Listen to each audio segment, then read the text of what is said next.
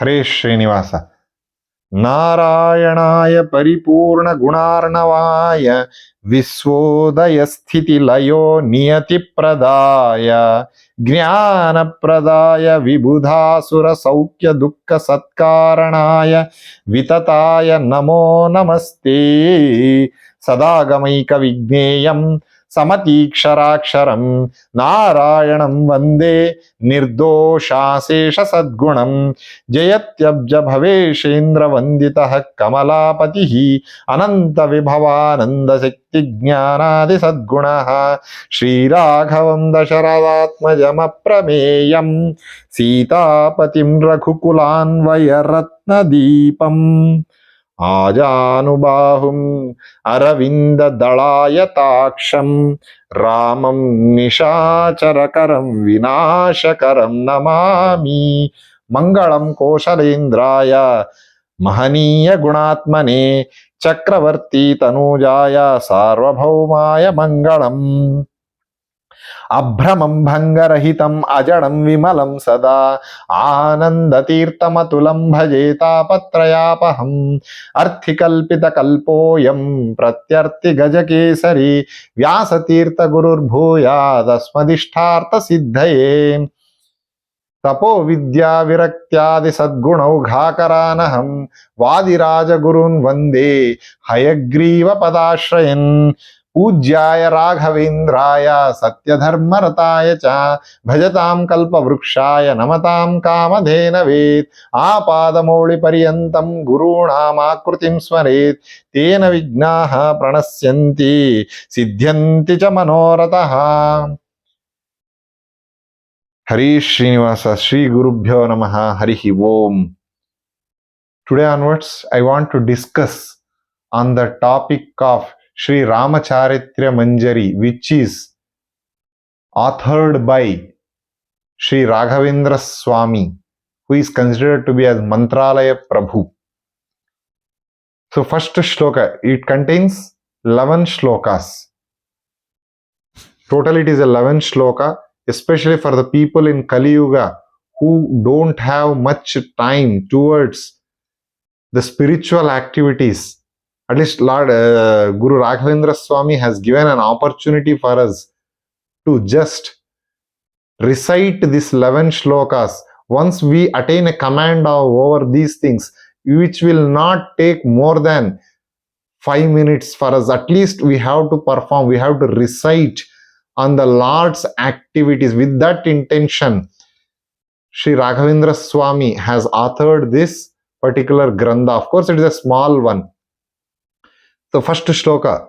Shriman Purvam Prajato Dasharatha Nrupate Rama Namathanito Vishwamitrena Mantra Hrudanuja Sahitastatakam Ghatakostram Brahmadyam Prapya Hatva Nishichara Nikaram Yajnapalo Vimochya Ahalyasya Pancha Bhantva Sivadanu Rupayan Janaki Nah Prasidet.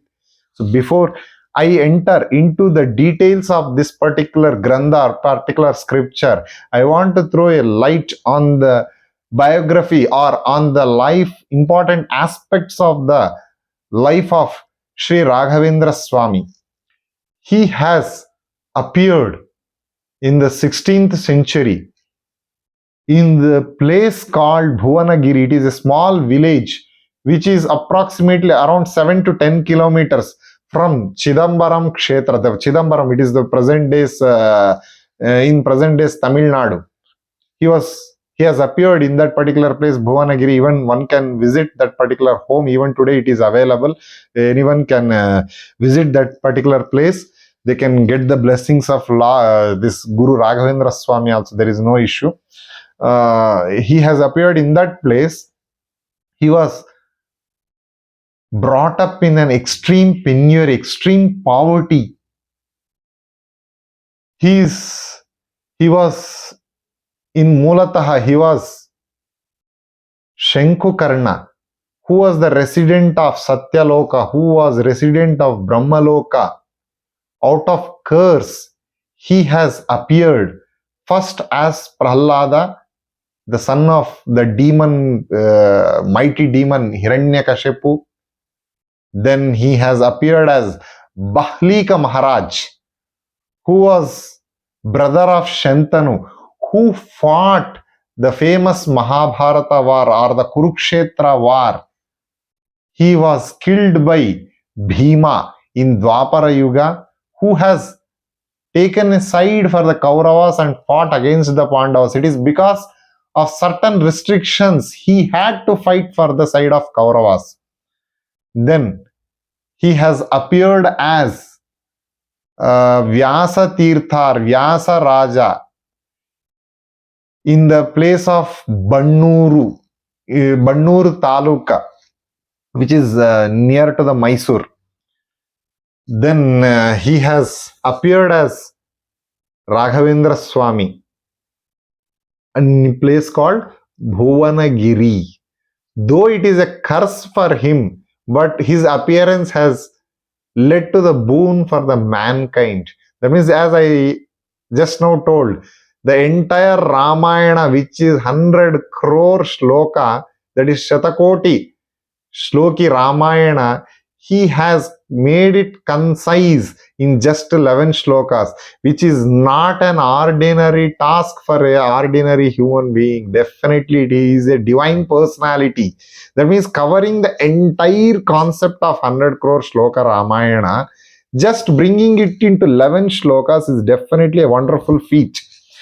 And the same Raghavendra Swamy, he has expanded the concise work of Madhvacharya. That means the expansion and contraction both are possible for a Pandita like a Raghavendra Swamy. So which is not an ordinary task. So in this life history, in the life details of Sri Raghavendra Swamy, so he was brought up in the extreme penury. He had a sister. Then he was brought up when he was a small child. His father departs from this material planet. He was left with his mother, and his primary education was taken care by his sister. Then he was brought up for some time. He has attained his he has taken the blessings of his guru in famous places like Kumbakonam. One can see even today when we go to places, in these places in Tamil Nadu, we can witness these places: Kumbakonam, Bhuvanagiri, Tanjavur. So in these areas he has attained his education, spiritual education. In those days, the highest education was the spiritual education. Of course, in today's world, that has taken the lowest levels. That means whoever is reciting the scriptures nowadays, that is the property of this Kali Yuga. Whoever is taking the path of spiritual this thing, people consider, or some of them will mock at this person as a uncivilized person, but that is not the concept. A person whoever attains this concept of spiritual, whoever goes in the path of spirituality, they are in the highest path. So one among them is Raghavendra Swamy also. So many people have taken this path, there is no doubt about that, but that there is a gap, there is a difference between those days and today. So Raghavendra Swamy, he has attained his primary education under primary and higher education under his guru Sudhindra Tirtha. So after the education, he has participated in many discourses, and he has taken care that many of the opponent philosophies were taken a back step after his arrival. That means he has never discouraged the people based on the caste or religion or language. He has showered his blessings on all. That I will come in the next coming topics. He has never rejected a person. He has just defeated, or he has refuted only the philosophy of the person what the other was following. He has never rejected the person. He has just rejected only the path what they have taken. It is not like a rejection. It is he was correcting the people whoever are taking the wrong path. So then he got married to Saraswati Bai. Then after some time, they got a child. So after some particular point of time, when he was in penury, again the penury has continued for him. Based on his wife's instructions, so he approaches his guru Sudhindra Tirtha. Then immediately Sudhindra Tirtha confirms him that it is the order of Moola Rama that you have to take over the reins of this Vedanta Samrajya. That means for that he has to become an ascetic. He has to become a sannyasi. So he was in a dilemma. So he has discussed with his wife also, but she was in an extreme difficult situation. But later, when he was in the sleep, in the dream, goddess Saraswati Devi has appeared and has told him that he has to take over. It is the order of Supreme Lord. So he has sacrificed his Grihastha Jivana and took over the reins of Vedanta Samrajya. Then after some point of time, he started scripturing many works. Among that, he has given approximately 48 different granthas. Out of that, Rama Charitrya Manjari is one, Rajagopala Stotra is one, then Krishna Charitrya Manjari is the one. Of course, many he has given, and he has written a Parimala Grantha, which is a Vyakhyana, which is a commentary given by Jayatirtha, a famous Dvaita philosopher of 13th century. And Raghavendra Swamy has taken the path of philosophy which is given by Jagadguru Madhvacharya, which essentially states that Lord Sri Hari is the supreme. And there is a bheda, there is a difference between the Jiva, Jada and Paramatma. Jiva is the living soul, Jada is the inert matter, and the Paramatma is the supreme Lord Sri Hari. There is always a difference. This is called as Pancha Bheda and Taratamya. These are all the essential concepts of the philosophy given by Madhvacharya. And one more is Bimba Pratibimba Swabhava. That is the Bimba Jiva. Paramatma is the Bimba Swarupi, and Jivatma is the Pratibimba. That is, one is the object, the other one is the mirror image. So there is a difference between an object and image. This is the essential concept of Madhvacharya, and Raghavendra Swamy has followed that particular concept. So this is the path what he has followed, and the Jayatirtha, he has also followed that path, and he has written a mighty scripture called Sriman Nyaya Sudha. For that, a commentary is a Parimala Grantha, and that Parimala Grantha is given by Raghavendra Swamy. And there are, of course, many wide variety of scriptures what he has given. These concepts are very clearly available in Raghavendra Vijaya also. So after performing, and then he has arrived at a place of today's Mantralaya, which is in the Kurnool district of today's Andhra Pradesh in Bharatavarsha, and it is well connected by road and rail networks. Anyone can visit this particular place. There is and can attain the blessings of Sri Raghavendra Swamy, and he has chosen that particular place because it was the place where Lord Rama has stayed for some time while Vanavasa, while he was in search of goddess Sita Devi. And it was the place where this Prahalad Maharaj in his previous life has performed the yajna. So this is the reason he has selected this particular place. And at that time, a Muslim Nawab was ruling Adoni place, which is approximately some 50 kilometers from present-day Mantralaya. So this Nawab, once he wanted to test Swami's power,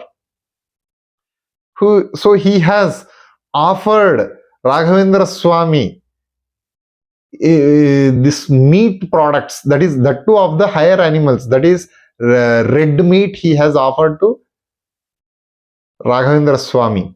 Then Raghavendra Swamy recited, and he has offered the same to Moola Rama. The moment he opened the cloth, for everyone's surprise, it has turned to flowers and fruits. Then that Nawab also was shocked, and he has surrendered and has apologized for his act. Then in one of the Brahmin's house, he went and performed a yajna. He has seen a particular, he has visualized, he came to know that that Brahmin boy has fell into the rasa or the juice of mango, and that boy has died. Then for everyone's surprise, this Raghavendra Swamy has brought him back to the life. So this is one of the wonderful feats what he has performed. Then he blesses Kanakadasa, who was considered to be as untouchable in those days. Then he was asked by Swami to come inside. Then he has given few mustard seeds. Even today it is a custom tradition. During Chaturmasa, no matha of this Sanatan Dharma shall use mustard seeds. That is in the 4 months. That is the approximately it comes from July to November up to Kartika Purnima. So during that 4 months period, no one should use, no sampradaya shall use this mustard seeds. But out of his affection towards his disciples, he has taken that offering, and he orders all his people, whoever are staying with him, whoever are following him, can use mustard seeds even during Chaturmasya.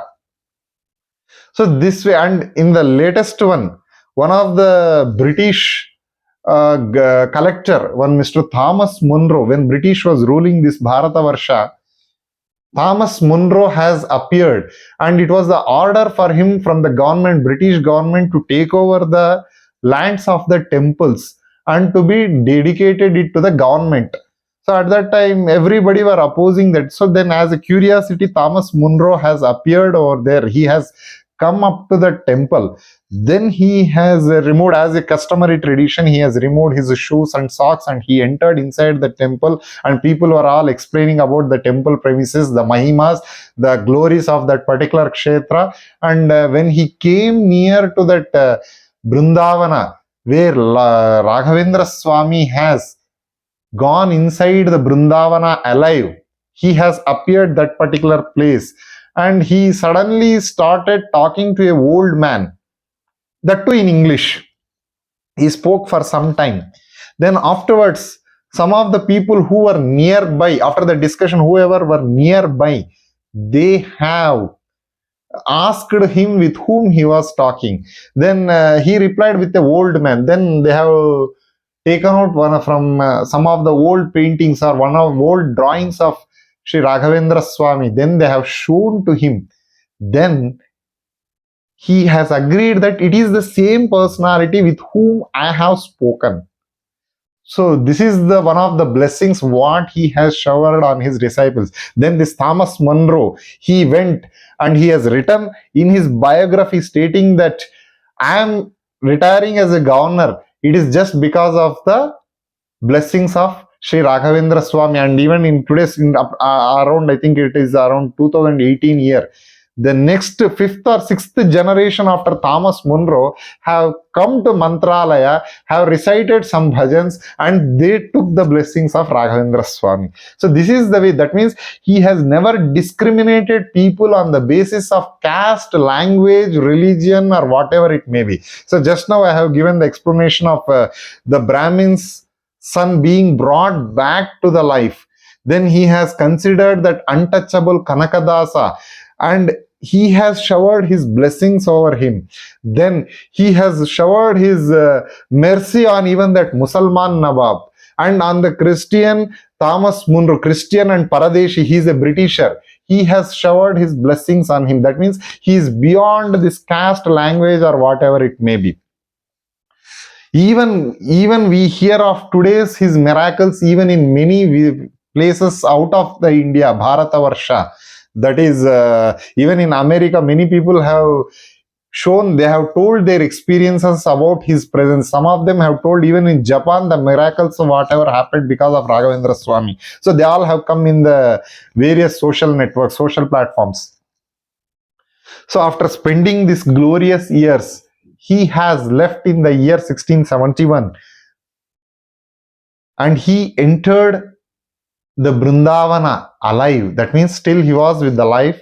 Then he ordered his disciples to place the slab over that, and then he permanently went inside and he started continuously. He has started doing the performing tapasya continuously, and he has promised that for the next 300 years I will be available in the as it is form, and after that next 400 years I will be available as the in the spiritual form. So for this 700 years, it is assured that he will be there with us. Then the contribution of Sri Ramacharitra Manjari, that means this Ramacharitra Manjari is very helpful for the people, for mankind, whoever are busy in their day-to-day routine networks, and that too where people are engaged in the continuous karmic activities, and we don't have much time to perform yajnas, homas, and recite the huge lengthy shlokas, and there are many cases where we cannot be in a position to read the scriptures also. So he has given a beautiful and concise work of a part of Ramayana, that is Ramacharitrya Manjari. Just now what I was explaining, Shriman Purvam Prajato Dasharatha Nrupate Rama Namathanitho. That is the first line of this shloka. And of course, these shlokas are available very much in all the languages in internet. Anyone can download and they can start reciting also. Sriman Purvam Prajato Dasharatha Nrupate Rama Namathanito. What is the meaning of this particular shloka? Sriman, what it means? Sriman is the meaning is the Jnanananda Swarupa. That means that is the Paramatma's Rupa is the Jnanananda Swarupa. And he is who is he? He is his consort is Lakshmi. So here the meaning of Shriman is given. That means who is that with whom, about whom he is going to describe, is just kept in one particular word called Shriman. Purvam here means the previous yuga, that is Treta Yuga. Anything can be assumed in this. Of course, when we discuss on the Lord Sri Rama, then we have to assume that it is the Treta Yuga. The Yuga Chakra, that life cycle, the cycle of the time is in such a way that first will be Satya Yuga, second will be Treta Yuga, third will be Dwapara Yuga, and the fourth will be Kali Yuga. And of course, we are in the 28th cycle of Vaivasvata Manvantara. So Lord has appeared in the 24th cycle of Treta Yuga. And Dasharatha Nrupate, Shriman Purvam Prajato, Dasharatha Nrupate. Dasharatha Nrupate means Dasharatha, a king by name Dasharatha, he has appeared, and to his wife Kausalya, Rama Nama, with the name of Lord Rama. Prajataha, Prajato means he has appeared as a son to Dasharatha and Kausalya. Then Viswamitrena, that is the next portion of his life. That is, he has appeared as a small child. Of course, Lord doesn't have birth and death like us. It seems for us that he is appearing and he is dying, but that is not the case. It is only for the material eyes it appears like that, but Lord will never appear as the small, what I can say, he has to bear the Navamasas, the agonies of what mother faces, mother and child. Child also faces troubles inside the mother's womb because the place is very compact in the mother's womb. So that is also a difficult portion for the child, and the agony of the death. So Lord will not have these two kind of things, Janma, Mrityu, Jara, Vyadhi. So Lord will never get this kind of problems. So it appears for us that he has got those things, but it is not the case. When Lord Narasimha, he has appeared in the pillar. So that means we have to consider it as pillar as the mother. So that is not the case. It is a Jada Padartha. So Lord is residing in everything. He is omnipotent and omnipresent. He has appeared. And at the same time, his battalion or his people, whoever come along with him will have this Garbhavasa. So only Lord, Supreme Lord and his wife Mahalakshmi will never have the Garbhavasa. These points have to be very clearly noted. So he has appeared in the family of Raghuvamsha or Ikshvaku Vamsha. There are many meanings. Sun, the family of the sun, Surya Vamsha. So all these Vamshas, it will come in the Ramayana also. And before going into the further details of the Ramayana, the brief picture about the Ramayana is, it is given by Lord Hayagriva to Chaturmukha Brahma. Hayagriva means the horse-faced form of the Lord. That has taken as a phrase in English language stating that horse mouth. That horse mouth is no, it has been taken from nowhere. It is just by Lord Hayagriva Paramatma to Chaturmukha Brahma. That horse mouth is here. It is none other than Hayagriva Paramatma. He gave 100 crore shlokas to Chaturmukha Brahma. That 100 crore shlokas have been given to Narada Maharshi, and that Narada Maharshi has given it to Valmiki. By the time it came to Valmiki Maharshi, it has got concised to 24,000 shlokas. And one more magic in the Valmiki Ramayana, it is 24,000 shlokas Ramayana, it is that the every first word of the 1,000th shloka, and when we join together, it becomes Gayatri Mantra. So this is the brief picture about the Ramayana. And this Ramayana, 24,000 shlokas, have been further concised to 5 chapters by Madhvacharya in his Mahabharata Tatparya Nirnaya. Then, this is still concised into 11 shlokas by Sri Raghavendra Swamy. So this is the brief picture about the Ramayana. So then he has appeared. Then he went along with Vishwamitra Maharshi to the forest to perform his first activity, as Lord Sri Krishna states in Bhagavad Gita, Yada yada hi dharmasya glanirbhavati bharataha abhyutyanama dharmasya tadatmanam shrujamyaham.